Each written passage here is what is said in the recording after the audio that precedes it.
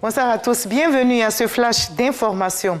Le programme Eau pour tous, eau potable pour tous continue d'être déployé dans les régions ivoiriennes. Daloa, troisième plus grande ville de notre pays, souffre d'un déficit de 57% en matière de production d'eau potable. Les besoins quotidiens sont estimés à 21 000 mètres cubes. Le gouvernement s'attelle à donc combler le gap afin de soulager les populations.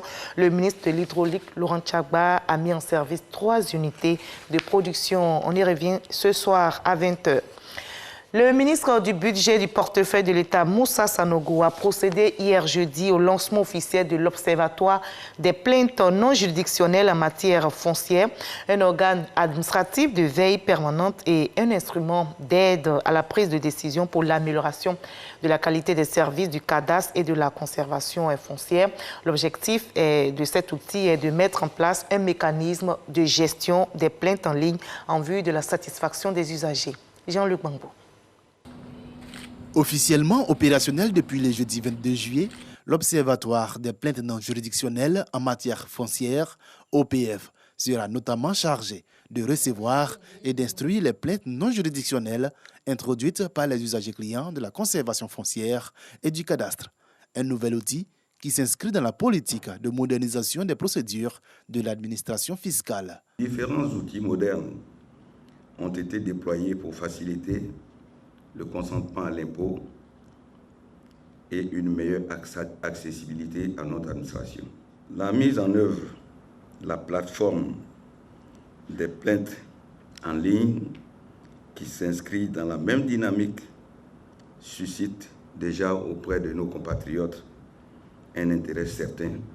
Conçu de concert avec le ministère de la Promotion, de l'Investissement et du Développement du secteur privé, l'Observatoire est un engagement pour l'amélioration du climat des affaires. L'amélioration du climat des affaires étant une problématique transversale, elle induit mon ministère à travailler en bonne intelligence avec les autres départements ministériels, en apportant à leurs équipes diverses, sans jamais se substituer à leur expertise, d'éclairage technique adéquat sur les besoins des investisseurs.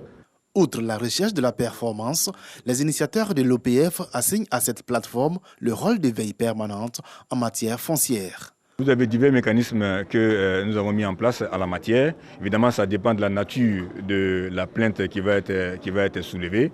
Et donc, si c'est spécifiquement foncier, là, l'Observatoire est là pour. Et même si dans le problème qui sont soulevés, s'ils ne sont pas de la compétence de l'Observatoire, ils ont 72 heures pour apporter la bonne réponse et donner le bon aiguillage à l'usager qui a émis la plainte. L'Observatoire recevra les plaintes liées à l'accueil, à l'orientation, à l'insuffisance d'accès à l'information foncière ou cadastrale. Ces plaintes seront traitées dans un délai de 72 heures. Le projet de renforcement des communes pour la promotion de la cohésion sociale dans le Grand Abidjan est aussi en marche. C'est une initiative du ministère de l'Intérieur et de la Sécurité. À travers le ministère de la Décentralisation et du Développement local, les communes d'Abobo et de Yopougon ont bénéficié de 12 infrastructures. Il s'agit notamment de réalisations dans les domaines de l'éducation, de la santé, de la route, de la sécurité. C'est le gouvernement japonais qui a financé les projets, les promoteurs et les représentants des communes bénéficiaires.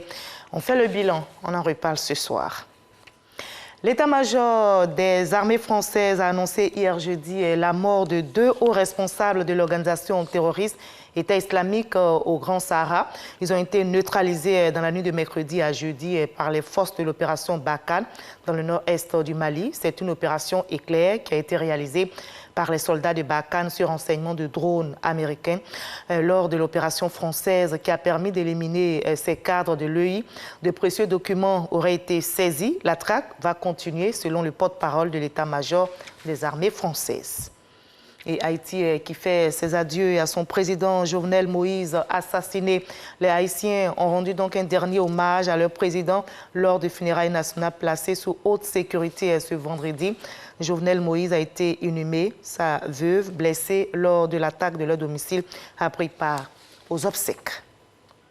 Une ouverture à huis clos, la cérémonie d'ouverture des Jeux olympiques de Tokyo 2021 très sobre s'est déroulée ce 23 juillet dans un stade olympique quasi vide à cause de la pandémie de Covid-19. L'événement qui a donné le coup d'envoi des Jeux de la 32e Olympiade était centré sur le thème de la résilience par le sport. Le stade olympique et ses 68 000 sièges, eux, sont quasi vides.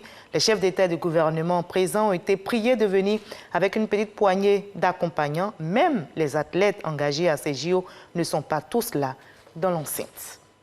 Et on va se retrouver à 20h pour la grande édition, mais juste après ce Flash Info, suivez l'info régionale pour avoir toutes les nouvelles de nos régions ici en Côte d'Ivoire. À tout à l'heure.